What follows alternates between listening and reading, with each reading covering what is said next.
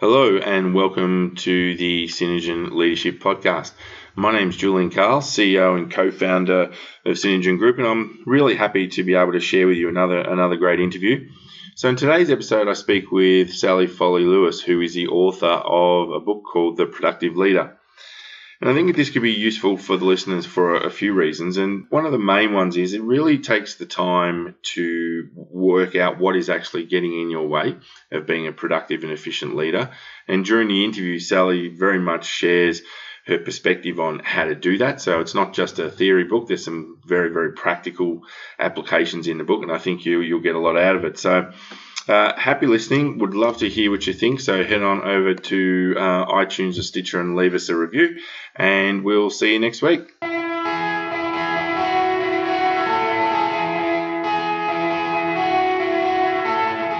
Welcome to the Synergen Leadership Podcast with Julian Carl. Julian speaks with leaders from around Australia to bring you their leadership story and share their insights about being a leader. To further help you build your leadership capability, Julian shares his own insights about leadership and the tools and techniques he uses as a leader. Welcome, Sally, to the Synergen Leadership Podcast. Really appreciate you taking the time to be a part of it so that the listeners have a little bit of a sense of who you are. Who is Sally Foley-Lewis?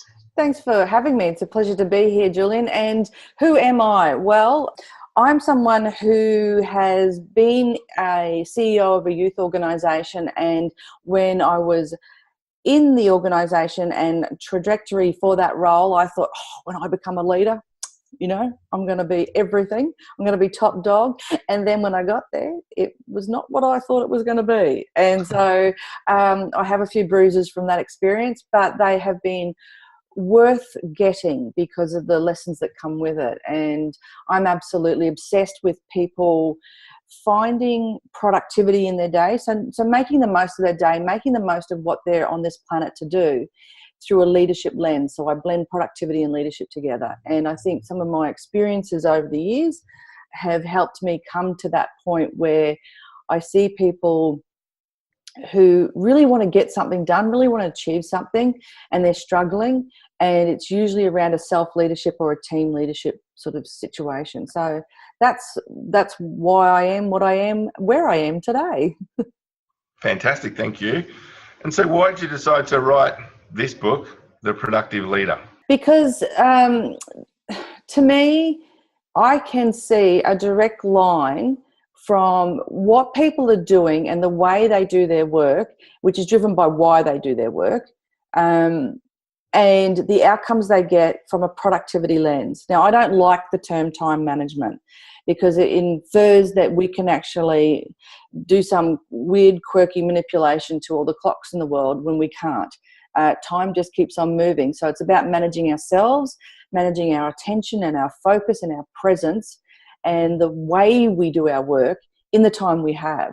And that then leads to, and while I know most organisations and businesses are about making money, I think the link from what it is you do to being more productive means better profits or better outcomes, depending on what it is you're ultimately looking for. So that's why I put the productive leader together, because I can see that distinct link between behaviour and outcome. Okay. And just following on from that, have you got a really clear definition of productivity that you can give to the listeners?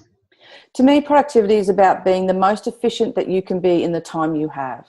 So it's a return on your investment of focus, energy, and effort, which is to me the same thing, for what you've got. It's not about time; it's within the time you have. So it's efficiency. Okay. Well, what I'd like to do is actually run through some of the key highlights that I've taken away from the book. Yeah. The first one was on this idea about the keys of productivity. So these is where you've got personal productivity, professional productivity, and people productivity. Yes.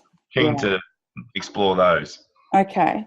Well, to me, personal productivity is what you do to you that gets in the way of or helps your productivity. And so some of the stuff I talk about around your own personal productivity is, what are your habits and your time wasters? And when I talk about time wasters, most people go, oh yeah, I'm so sick of everyone ringing me. That's not a personal productivity thing. That's actually an environmental productivity thing. But what I'm talking about is when you know you're wasting time surfing the net, or what are the things that you procrastinate on and why. Understanding your procrastination triggers is really important for then being able to devise the strategy to minimize your procrastination. So personal productivity is everything you do to yourself that hinders how you get your work done. And I actually have, and it's in my little travel bag at the moment because I used it yesterday at a speaking gig, but I actually have an oxygen mask. And I bought my own oxygen mask because this comes into personal productivity.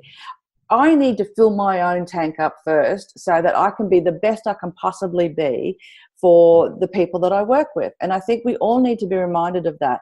If anyone has never been on a plane, what you're missing out on is the air crew, the cabin crew do a safety announcement. Obviously, the oxygen mask will drop down in front of you, and they tell you, put your oxygen mask on first. And so why is that? Well, one reason might be so that you can then determine who you want to actually save after that, who you like more. But it's so you don't become a burden on others. And I think that's the most important message that underpins your personal productivity. So what is it you're doing to yourself? So that's the first one. Then, and I often start with personal productivity because then you can see it flowing on. And then the underpinning of that is your professional productivity. So it's the way in which you do your work. And if you're a leader and a manager, then how are you running your meetings? How are you showing up at work that as a role model for others that then will infect or affect the way in which people also show up? I had one client who would show up at 5 o'clock in the morning and not leave until about 9, 10, 11 o'clock at night. And she didn't realise that all her staff thought they also had to do those sort of hours. And until it was made clear to her, she's like, oh, no, everyone, go home. I'm choosing to do this for me. However, she still needed to be coached into her own, productivity, because why are you at work for those hours? But her professional productivity highlighted those sorts of things and the way in which she does her work. Another thing around professional productivity also is emails and your workspace and how you flow work through what you need to do and how the work flows through for your team. So that's where I look at professional productivity. And then the third one is your people productivity. And this is actually how you engage your team to be the best they can be. And while people look at it and go, so it's the team productivity. No, as a leader, how are you delegating? And how are you using delegation as a development tool? How do you give feedback in such a way that it actually creates the change you want? Or the other one is, do you give presentations that are wholly and solely data-driven and don't engage and they're boring? And so where are the stories that show up and engage your team, talking about the values and talking about values and action? And so that's just a tiny snippet of those three, of personal, professional, and people. And then there's intersections as well. Yeah, fantastic. So in the book on page 50, you talk about goals. Yes. And use a method which I'm very familiar with. But I'm curious just to hear your spin on it, which is the old SMART methodology. Are you able to give that to the listeners? Yeah, I kind of cringe a little bit with SMART goals because, and the only reason why I cringe is because it's so old. It's like, isn't there something better and newer, shinier that we can use? And, I think SMART goals it's the structure of SMART is specific, measurable, and achievable, time-bound. What am I missed? Realistic. And so, that gives you a good structure for setting a goal. And one of the things I think is that underpins the success of a SMART goal is actually allowing the team to set them together, allowing your individuals to set them, and challenging the thinking around goal setting. You don't necessarily have to go, is it SMART? Is it this SMART? But you as the leader, if you know the SMART concept, then you can challenge your team by saying, okay, you want to achieve this project. Well, when do you want to achieve it by?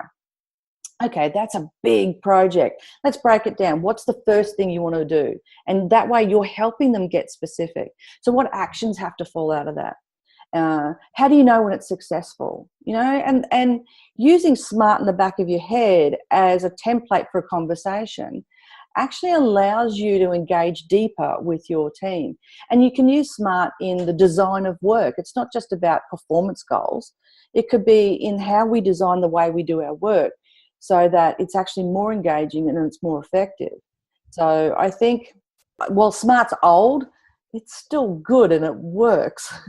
And it sounds like you take a very much a coaching approach to SMART, in that it's about, that working through with your team rather than just introducing a framework. It's about coaching them through it and drawing out that information. Yes, and I think one of the nuances with this is, and I usually draw this up on a whiteboard or a flip chart, most times we have a situation where we know what we have to achieve. That's almost out of our control if we choose to work in that organisation for that purpose. The goal is pretty obvious. And so what I say to the leaders and particularly middle managers who I love working with is that, be honest about it. Okay, team, we know we've got to hit this. This we can't change necessarily. We can exceed it. We don't want to, not achieve it, but this is what we're aiming for. And so that we can't negotiate.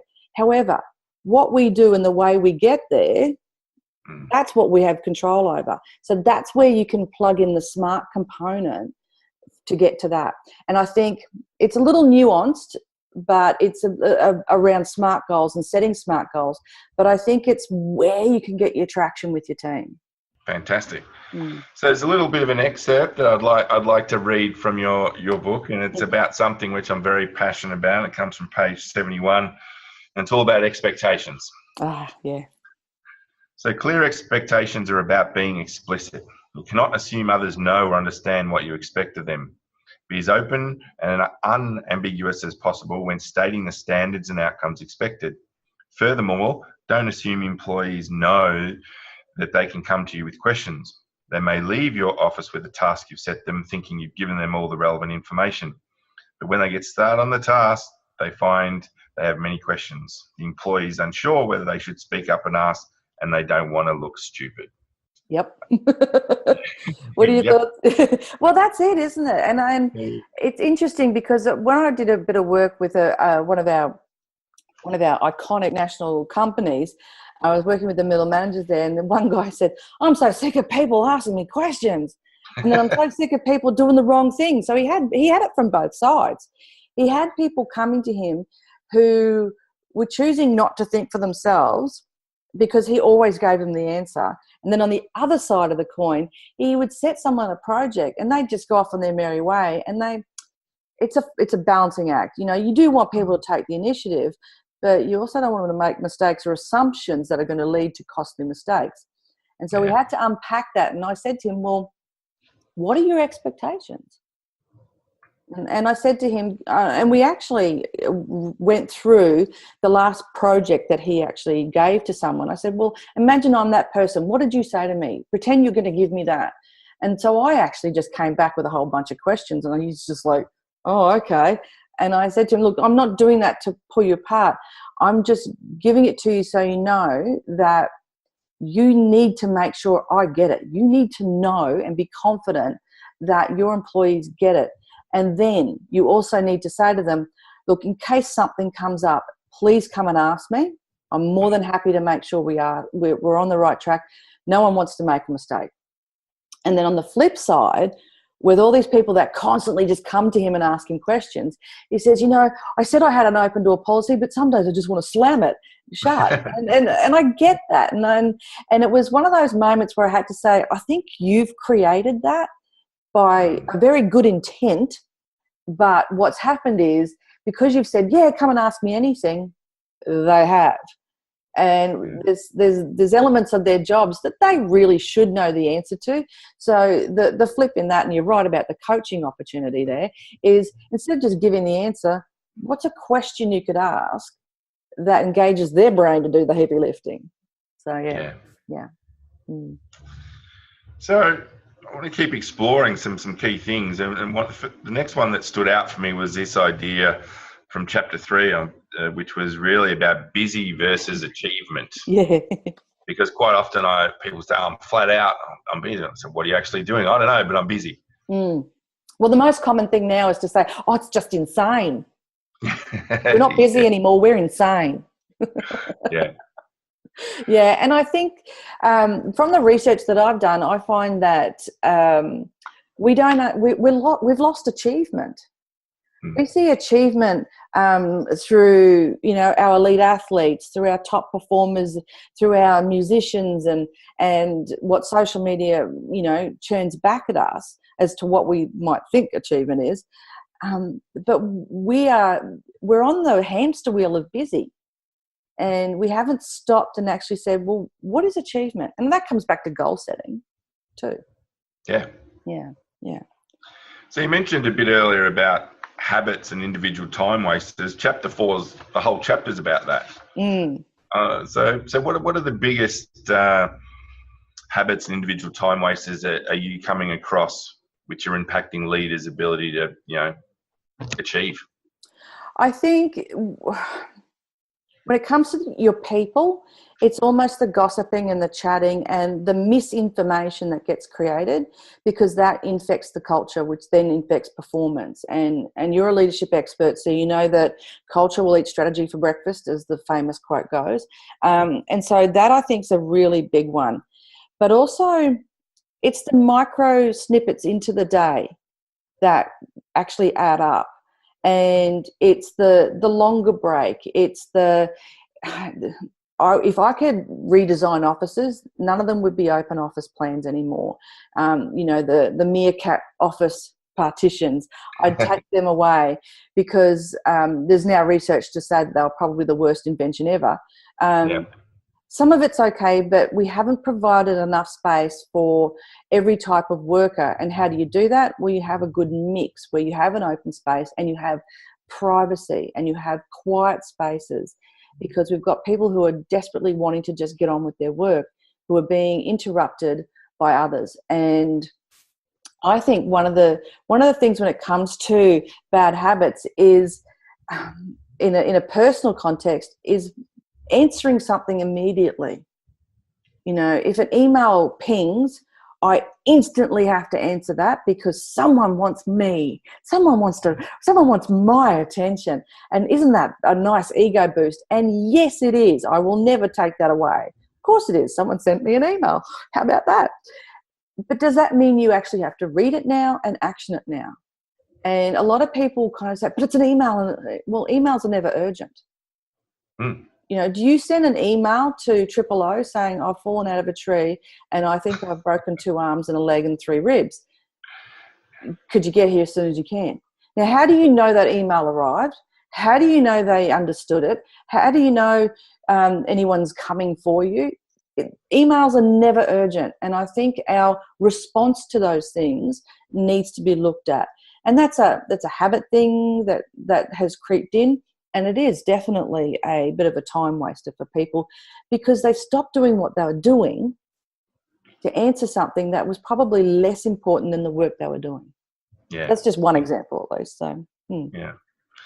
And you spoke a little bit earlier too. You mentioned procrastination, and again, it's great because you've got a whole chapter on it, but you've also got these, which I really like, these 7 procrastination triggers and how to overcome them. Yeah. So you're able to walk the listeners through the 7 procrastination triggers? Yeah, definitely. I think feeling overwhelmed is a big one, and one that we may not want to admit to others. So that's where we can creep in and look busy, but really I'm overwhelmed and I don't know what to do and I don't know where to start. And if I'm a manager especially, I'm supposed to know. because otherwise I Yeah. wouldn't be the manager. And so, all that just adds to more overwhelm. And I think things like saying to yourself, this seems like a lot of work and I'm not sure I can cope with it all, is some of the things that might come up for you in that sort of way. So asking yourself, well, have I had training on this? Who's done this before that might be able to help me? How much time do I think I really need to complete this task? And one of the things that asking, that's probably not in the book, but one of the questions you could ask yourself is, what would be the very first thing I need to start on? Instead of having the big task overwhelming you, what's the one thing? What's the one thing? So, yeah, so that's one of them. Afraid of success. Now, if I'm afraid of success, that means that if I actually do really well at this, what else are they going to expect of me? And if I do really well at this and then they expect me to do something else and I'm not good at that, then what's that going to look like for me? And so I think it's really important that you ask yourself, are you going to be punished with other tasks, called rewards, if you actually succeed in something? Do you want to be promoted? Some people don't want to be promoted. And then because they knock back a promotion, everyone thinks there's something wrong with them, and that's not true. But that's the mind game that goes on. If I do really well at this, how my mate's going to treat me? And I think that's a very Australian thing. Yeah, you show off. That sort of stuff I think comes up, and some other tips in there. And the third procrastinator is that you might resent the responsibility. Well, why do I have to do it? Why am I being picked on? Surely someone else can be doing this. And so it's asking, am I the right person? And not saying as to pass the buck, but really as objectively as you possibly can. Am I actually the right person to do this? And if you're in middle management and you've been given something and you resent that responsibility, then ask yourself, who in my team is showing promise where I could actually use this as a development opportunity? Get smart and leverage these things. Another one, the fourth one, is the afraid of failure, which I think somewhere in our lives along the way, we've all had a fear of failure. And I think it's about reframing that for ourselves and saying, well, have I had a significant amount of opportunity to learn? If I fail, how do I fail quietly, fail fast, and learn from it? Are there some factors in this whole task that actually are beyond my control? So if it doesn't work, what bit do I take responsibility for, and what bit do I ask for now that actually is out of my control? So stepping back and having a bit of clarity around which bit might impact on me or not. And then unsure how to proceed. Now, people just might get stuck. We have the fight, flight, and then we have the freeze modes. So, if we just don't know where to go or how to start something, then actually asking. And that's a tough one for us, but you don't have to ask loudly. Not everyone has to know that you have to ask, but ask quietly amongst your colleagues and your peers and your senior leadership. Look, have you done this before? What don't I know about this? And it might just be that you need to ask for more clarity on the expectation. What really is the outcome you're after here? And that might be the nice inroad into a bigger conversation about how to proceed. So that's that one. Number 6, afraid of conflict or confrontation. So if I do this task, who's going to get upset? Who's going to get annoyed? Who's going to sabotage potentially? And is that question real? Like, would that really happen, number 1? And number 2, what would be the impact of that? If I do this, am I prepared to lose workmates over this? And so, you might feel as though you don't have a choice, but you do. But also, if that comes up for you, what conversation do you need to have with your workmates before you do it? So they understand. And it's not about the relationship, it's about a task. So that's one of those things there, as an example. And then the last one is about the pointless, boring task. I think we've all been guilty of going, oh, no, I'll do that later. I'll do that, but I'll do that. Yeah, I'll get to it. Because it's actually not important and not urgent to us in our frame of mind. And so the classic example would be filing, the old school filing. And it never gets done as quickly as it probably should. So how do I break that task down? If I do 5 minutes of it now, if I actually schedule 5 minutes of this boring task every day, then at least I'll be knocking it off eventually. Yeah. What reward do I get if I actually hammer this through and get it done in an hour? What will I reward myself with? So there's just lots of different ways in which you can move around your procrastination triggers, because we all have them and different things trigger them. So yeah. So I'm curious about this idea from chapter 7, which is this whole idea about scheduling you. Yes.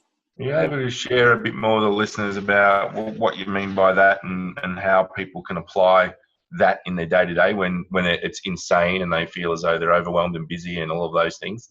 Yeah, I think one of the things that happens for people is that they feel a sense of purpose and a sense of being liked, accepted, worthiness and value, all tied into serving others and being of value to others.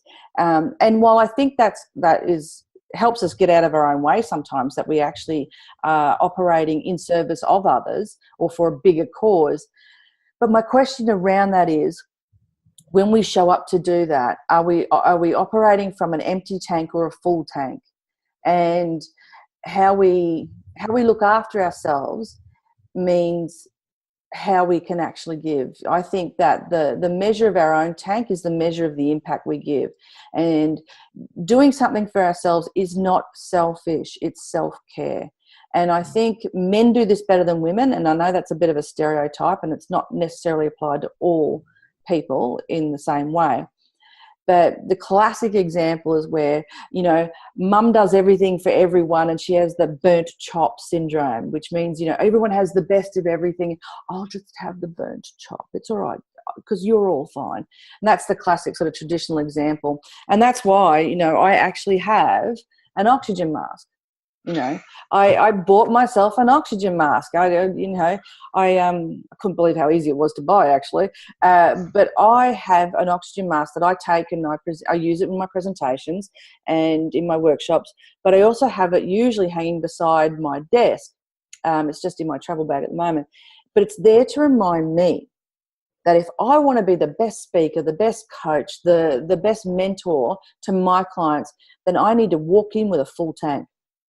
And so every single day I have something scheduled for myself. And some days it's 5 minutes, and it might just be sitting out on my patio, looking at the mountains and writing in my gratitude journal. Or it might be a whole day just for Sally. And I will go get a massage, go to yoga, hang out with girlfriends, and it's guilt-free. And the funny thing is that when you actually schedule that in, your loved ones go, well, good for you, as you should, and support you in that. And I think that's an important thing. And I've noticed a lot of work places also bringing in the mindfulness stuff and bringing in the self-care and the wellness and health programs, which is about time, but they're being more mindful of it. And the other thing around it is that it doesn't always have to take a lot of time. One of my favorite things to do is to listen to a 7-minute body scan. 7 minutes is all, on the app called Smiling Mind. Because it just centers you, fills you up, and then you're ready to go again. Okay. So what was the name of the app? Smiling Mind? Smiling Mind. So it's 2 words, smiling, like as in a happy smile, and mind as in your head, brain, mind. Yeah. And there's plenty of fantastic mindfulness meditation type apps out there. I like Smiling Mind because they're Australian. Okay. Fantastic. So that's something for the listeners to get onto. So you talk about this idea of clearing your space for success. Yeah. So that you can, obviously, that links back to a lot of what we've spoken about earlier with achievement and things like that. How do people clear their space? I have 2 versions of this. There's one which comes out of a coaching concept, that when you're about to go into a meeting or you're about to sit down with one of your team members or you're about to do some really heavy thinking type work, then clear your space up here. Clear your space in your head, because that's about getting yourself ready to be present and getting yourself ready to be focused in on doing the work you've got to do. And Missy's just present in case the postman's coming. That's the barking in the background, I'm sorry. But being present means that you are fully engaged with the person you're speaking with, the team you're speaking with. And the flip to that is, what's it feel like when someone's not paying you any attention? You know it. You don't feel valid, you don't feel worthwhile, you don't feel like you're important to them. So that's important. It's that being present piece. And clearing your space, also getting ready to do some work, means getting rid of other distractions. Asking someone, just man the phones for half an hour so I can get this done. So that's one part of clearing the space. The other part of clearing the space is making sure that your workspace, the actual space that you come into every single day, actually gives you a level of energy and boosts you. Or you walk in and it looks like a bomb's hit it, and it's like, oh, not this again. That sets your day up. Now, there is a bit of research that says some creatives, not all, some creatives, when they look at a messy desk, they kind of go, yeah, there's this and there's that, and they play, and chung, chung, chung, all the light bulbs go off, which allows for that creativity to happen. And that works for creatives. Some creatives, not everyone, but that actually works for them. And there's nothing wrong with that, unless you need to make sure that your space has to be tidy, because it's a very visible space in a workplace, or customers and clients see it. Then it's about having that conversation about creating a creative space somewhere for you to go and have a nice lot of mess to play with, or having a nice, clear, decluttered space that actually walks in and you think, look at that, I'm ready to go. And one of the things I have done with clients in the past is when we do a decluttering to clean a space, I actually get them to take everything out, including desks and chairs and filing cabinets. And we get in and we get the walls cleaned and the carpets cleaned, because there's actually a health and hygiene factor to that as well. And so only put back what you need. Broken equipment goes in the bin and gets written off, or whatever asset register it needs to be sent to. Bits get repaired, files go into archives. Whatever you need at your desk that you use often enough has to be in arm's reach or in the drawers. Everything else, move it away. Don't crowd yourself in with stuff that you actually feel you're creating an overwhelm by having so much stuff around you. So that's the two different types of clearing the space. I really like the fact that you dedicate a whole chapter to time wasters. What do we do about time wasters? The external ones, is that where you're coming from? Yeah. Look, I think we've got a lot of different time wasters where we can sit there and we can either whinge about them or we can do something about them. And look, there's people, there's processes, there's technology, there's also the unknown that just crops up out of the blue. We have to answer phone calls. We get people who just show up at our desk or our workplace. We've got technology failures. And does the world stop when the IT breaks down? I would love to be a fly on the wall every time the computers crash at a workplace, just to watch people. And how we go into an absolute frenzy when the computers are down. So the thing with that is, what is it that you can do to minimize them? Because you can't predict the future. You don't know when necessarily everyone's going to make phone calls to call you. But how do you minimize the impact of it?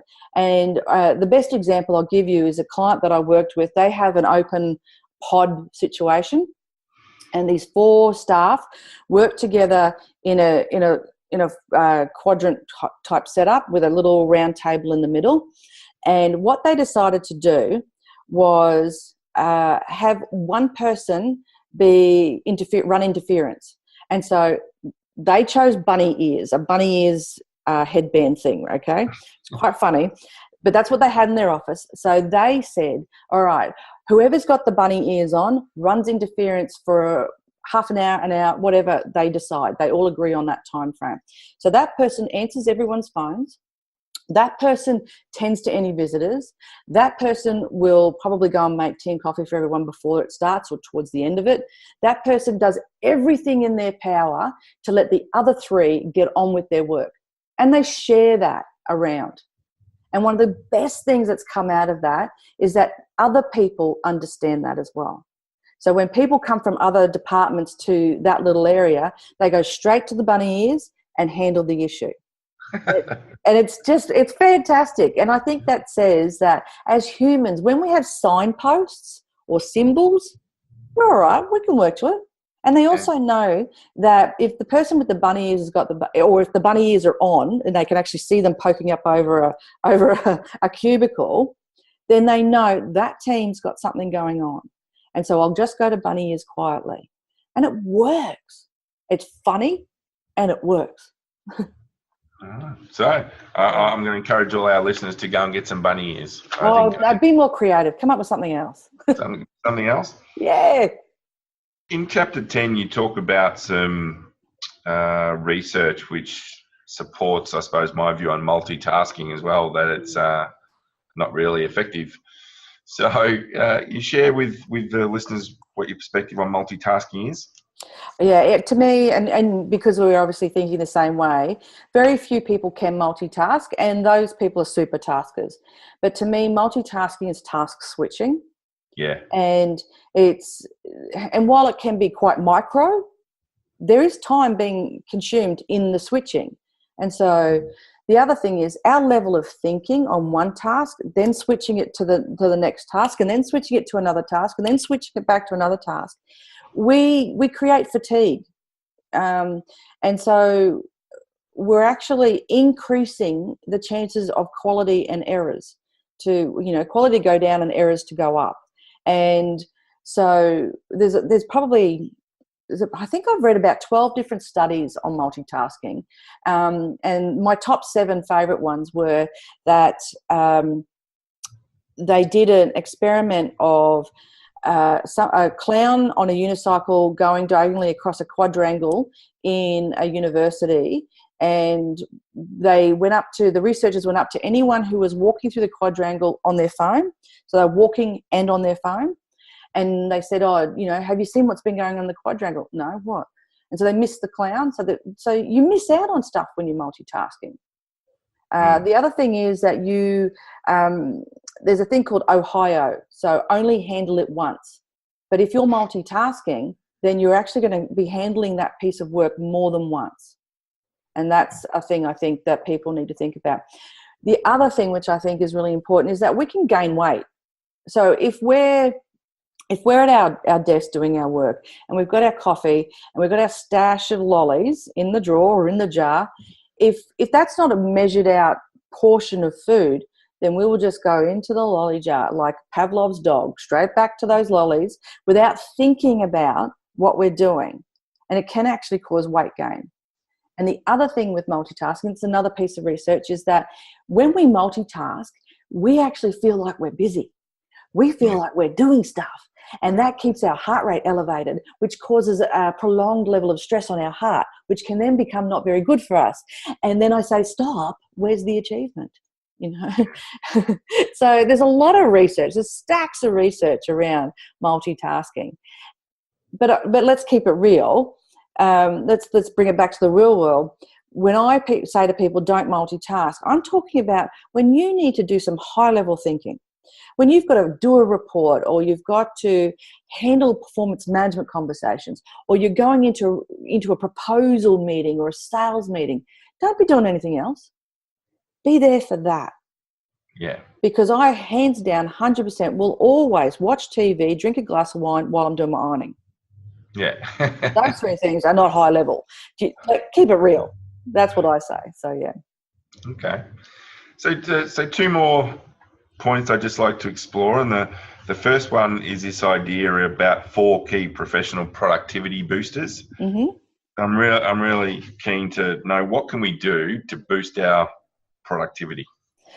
The 4 that I talk about in the book, the first one is task batching. And so that's doing like tasks together. So if you need to do, say, some reconciliation for something, and there's quite a few different things you need to do in the reconciliation work, then schedule that in and do all that at once, because your brain's going to be on a roll. You're going to be okay. Once you get the first one done, you can do more and do more, do more. And you can get through it quicker that way because you're actually not having to stop doing that, get your brain ready to do something different. If it's emailing, I encourage people to actually create an autoresponder that says, I answer my emails 3 times a day, this time, and this time, because that's about improving my productivity. That's batching. So, doing like tasks at the same time. The other one I talk about is chunking, and this is the one I really love because I actually wrote this book. It's a 40,000 word book, and I wrote it in 2 months. It took 4 months to get it out and printed and done, but I actually wrote the content in 2, purely by doing chunking. And chunking is when I chunk a piece of time and I get rid of every other distraction and I hit the timer on my phone and I just go. The key to success with the chunking is I have one single intention and one thing I want to achieve in that piece of time. Now, I had to train myself to increase the chunking time, and I also have to admit that I didn't do it very well to start with when I very first learned about chunking, because I thought, this will be easy. I set my timer for 90 minutes because I'm awesome at being, focused for a whole 90 minutes. And then I sat down, I had all my emails switched off, my phone was switched off, I had a cup of tea, I had a big glass of water, I had a bowl of trail mix sitting there as well because I figured, I'll get all through all this. Within about 5 minutes, I was just digging around in that bowl looking for the cashews. Learn and get some more insight about yourself and the things that distract you. And so now when I chunk, I work myself up to 90-minute chunk times and I have water and that's it. And the other thing that I thought was a really interesting lesson that came out of this, the very first time I chunked for about 30 minutes or so, I had my phone off and my phone's off. The world will stop if my phone is off and no one can get me and, ego getting in the way. But when I turned my phone on, guess how many calls I missed? None. The world still turned without me. So get over yourself is the other thing I learnt out of that as well. And you can always return a call, So that's 2. That's the batching and the chunking. The other 2 are the meetings in your emails. And I already talked a little bit about emails. I often play with different things in my email. And currently my email has a header that says, if you've received this email out of your normal working hours, do not feel compelled to answer it immediately. An email is never urgent. So I'm actually creating an expectation for people to not have to just respond straight away because it's an email. And I change it up every now and again to see what reactions I get. But you can answer your emails at certain times.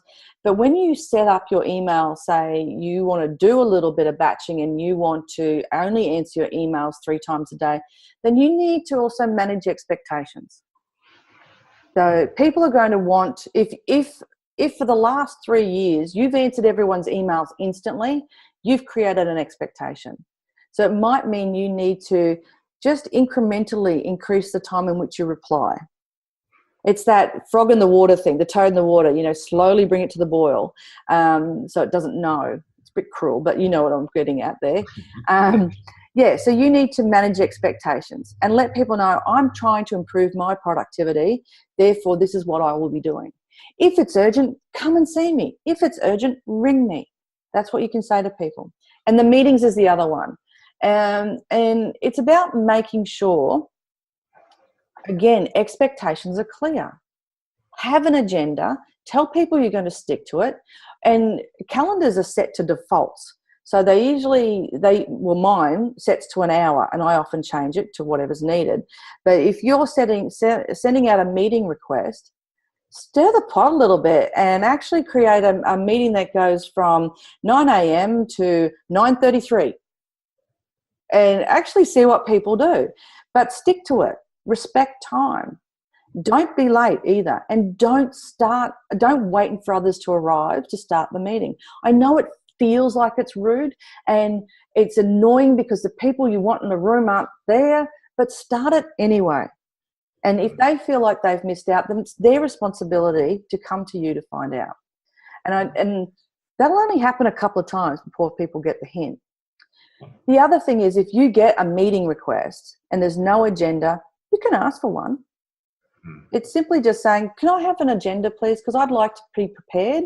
I want to know what to expect, and I also want to know what to bring, so I don't want to waste people's time. Now, I heard recently, and I wish I could remember where I heard it from. I just can't remember exactly who, but I thought this was really cool. And I do admit you've got to be pretty confident to do this. But when a meeting was called, and he would come into the meeting room and he would say, look, I know you set an hour for this meeting, but something's come up. I've only got 20 minutes. Can we get right into it? And he doesn't sit down until he's said that. And then everyone just, oh, yeah, sure. Okay, let's get into it. And I know that kind of reduces the social element, and it could feel like you're just being cold and business-like only. You could still have a little bit of social, but boy, it pushes it down and you get on with it. And I thought that was really cool. Oh, So, yeah. great. So batching, chunking, emails and meetings, they're 4 areas that could really help boost productivity. The final bit from the book is something which all the leaders I've come in contact with during my time often have trouble doing, and that's delegating. Yeah. They all say, we see the value, but how do we do it? How do we do it effectively? Yeah, and I think there are 2 things around this and that hinder the success of delegation. And one is understanding the concept of slow is fast. And what I mean by that is, if I stop and give myself time to think about the task, the person, the resources, the communication, the expectations, and plan that out and set it up and have an absolutely thorough as possible conversation with the person I'm delegating to. And again, back to expectations, like we said at the top of your show, was being sure that you are explicit about, now, if you have questions, come and ask me. But if you do that slowly in the beginning, then the task gets done faster with less errors and less backwards and forwards. And just doing the task yourself, I totally get, it's just easier if I do it myself. Yes, that is true. That is 100% true, and it is an absolute short-term win and a long-term loss. So making sure your mindset is clear about that. So that's one with the slow is fast. The other thing is looking at delegation as an opportunity for development. It is a free, on-the-job tool that you can use, and it does you and me out of work, so we're not developing people. But why not? If you've got something that you can see an opportunity to develop someone that you think they'll be really good at that, and it's someone who I've got in mind who can act up in my position when I'm on leave, or if I ever move on and up the organisation, that's the person I would recommend. That's where you start using them for succession planning. And delegation is just, to me, it is so underutilized. And because also the other thing is, if you've got a staff member who you've taught how to do something, so now you can delegate to them successfully, then you've got to get to them and say, so who would you like to train to do this? It has a knock-on effect. I just think it's when you get past the roadblocks and actually have a structure, and I think that's probably underpins all of this, is get your structure right. There's like a template you can use to do that. Well, Sally, if people want to find out more about you, where should they go? I'm easy to find when you put my name in Google, Sally Foley-Lewis, because there's only one of me, and thank goodness there's most people. And so please connect with me on LinkedIn, jump on the website, let's have a chat. So sallyfoleylewis.com. And any last words on leadership and why productivity is such a key to successful leadership? I think that when we are focusing on the way in which we do things and the way in which we are helping or hindering the way our team does things, then we are setting ourselves up to be better thinkers and then better doers. The more aware we are, the better off we'll be. And one of the quotes that was told to me when I was a young person on a leadership youth camp many years ago, and it still sits in my heart and my head today, is that a leader is someone who has a compass in their head and a magnet in their heart. And I put that quote in the book because one of the things I think that resonates for me is that the compass in the head is they're working out where they're going. They know where they want to go, or at least the compass is there to help them get there. So there's a couple of different ways you can interpret that. And the magnet in the heart is that they can draw people to them to then move forward and move on their quest as such. Oh, well, Sally, thank you so much for being part of the Synergen Leadership Podcast. Really appreciate it. Julian, thank you so much. All the best to you. And thank you. Thank you, Synergen, and thank you, Julian.